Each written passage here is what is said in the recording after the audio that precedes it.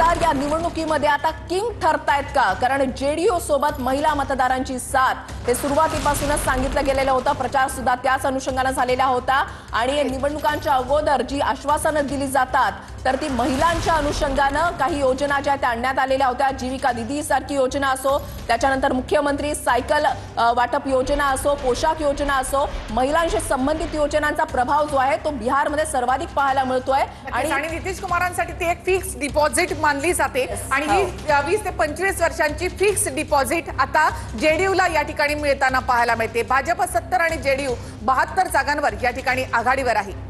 नक्कीच एनडीए जर आपण पाहिलं तर आतापर्यंत टोटल आकडा जो आहे तो 157 जागांवर आघाडीवर आणि महाआघाडी 80 जागांवर आघाडीवर, म्हणजे जवळपास 80 जागांचा हा फरक जो आहे तो वाढताना पाहायला मिळतोय. जेएसपी जे आहे ते 4 जागांवर आघाडीवर, इतर 2 जागांवर आघाडीवर आणि जर आपण आकडेवारीवर नजर टाकली तर एनडीए भाजप 70 जागांवर आघाडीवर, जेडीयू 72 जागांवर आघाडीवर, एलजेपी 12 जागांवर आघाडीवर, जितेंद्रराम मांझी यांचा एचएम पक्ष 3 जागांवर सध्या आघाडीवर आहे. भाजप आणि जेडीयू यांचे आकडे जर पाहिले आणि एनडीएचा महाआघाडी याच्या विरुद्ध मोठा आकडा पाहता आता पुन्हा एकदा बिहारमध्ये नितीश कुमार भाजपचं सरकार येणार हे चित्र या कलांमधून तरी पाहायला मिळत आहे. कारण एनडीए 158 जागांपर्यंत पोहोचले तर महाआघाडी 80 जागांवर या ठिकाणी पोहोचली आहे. नक्कीच महिला मतदारांची कमाल आहे की विविध विकास कामं ज्या योजना ज्या आहेत त्या आणण्यात आलेल्या होत्या त्याची कमाल आहे. हे आता चित्र जे आहे ते स्पष्ट होत आहे. निवडणूक आयोगानुसार भाजप 48 आणि जेडीयू 51 जागांवर सध्या पुढे आहे तर आरजेडी 25 आणि काँग्रेस 7 जागांवर सध्या पुढे आहे. एनडीए 158 आणि महाआघाडी इथे 80 जागांवर आता पोहोचलेली आहे.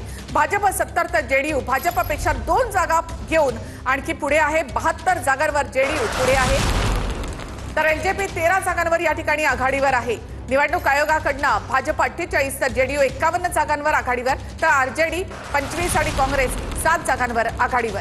भाजप 48 आणि जेडीयू 51 जागांवर सध्या पुढे आहे. निवडणूक आयोगाच्या आकडेवारीनुसार आरजेडी 25 आणि काँग्रेस 7 जागांवर सध्या पुढे आहे आणि एकूणच आकडा जर आपण पाहिला तर एनडीए 158 जागांवर आघाडीवर आणि महाआघाडी 80 जागांवर सध्या आघाडीवर आहे. आणि जनसुराज पक्ष प्रशांत किशोर यांचा ज्यांनी दावा केलेला होता की सर्वाधिक मतदान जे आहे सर्वाधिक आम्ही जागा जिंकू, त्यांचा पक्ष फक्त आणि फक्त 4 जागांवर सध्या आघाडीवर असल्याचं पाहायला मिळतंय.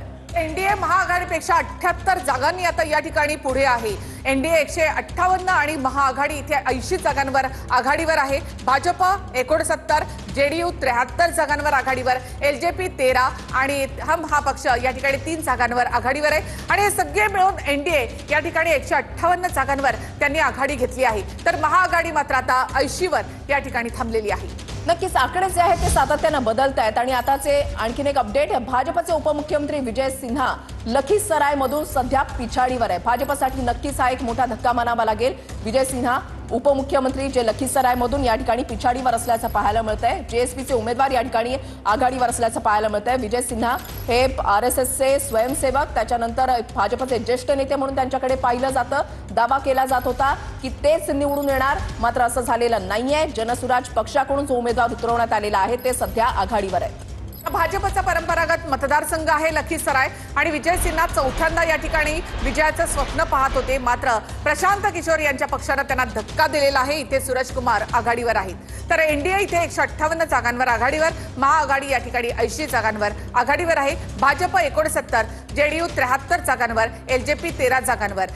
जेडीयू साठी नितीश कुमार यांच्यासाठी बल्ले बल्ले कंडिशन आहे कारण 73 जागांवर त्यांच्या पक्षाने या ठिकाणी आघाडी घेतलेली आहे. मागच्या निवडणुकांमध्ये नितीश कुमार यांना 45 जागा मिळाल्या होत्या, त्याहून अधिक जागा या ठिकाणी जेडीयूला मिळताना पाहायला मिळत आहे. जनसुराज पक्ष हा तशी चमकदार कामगिरी या ठिकाणी दिसत नाहीये त्यांची, मात्र जोर का झटका धीरे से अशीच परिस्थिती जी आहे ती सध्या जनसुराज पक्षाची पाहायला मिळते. कारण लखीसरायमधून भाजपचे उपमुख्यमंत्री यांना हे सध्या पिछाडीवर आहेत आणि जनसुराज पक्षाचा उमेदवार आघाडीवर आहे. त्याच्यामुळे हा एक भाजपसाठी एक धक्काच म्हणावा लागेल. नक्कीच जवळपास 79 जागांपासून दूर आहे महाआघाडी आता आणि एनडीए या ठिकाणी 59 जागांवर पोहोचलेली आहे. त्यामुळे हा फरक खूप मोठा आहे.